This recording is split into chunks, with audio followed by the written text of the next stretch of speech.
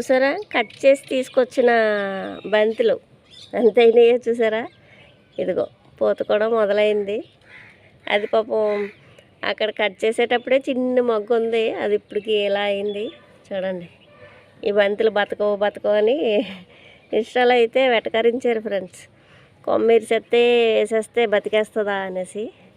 కానీ అదిగో బాగా వచ్చినాయి చూడండి. ఇందులో అబద్ధం ఏమీ లేదు, బాగా వచ్చింది.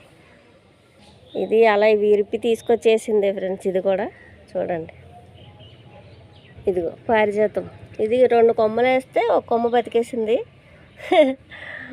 అదే దీనికి కొంచెం గ్రోత్ బాగుంటుంది కదా అనేసి ఇరిపేసి ఇక్కడ నాటేసాం, వచ్చేసింది. ఇది పసుపూలు. ఇవన్నీ ఇరిపి వేసిన మొక్కల గురించే చెప్తున్నాను నేను. బంతి ఇది కూడా విరిపి తీసుకొచ్చేసినవి. ఇగో చూడండి, అలా కొమ్మలు తీసుకొచ్చేసి వేసేసినవి. ఇవి కూడా మళ్ళీ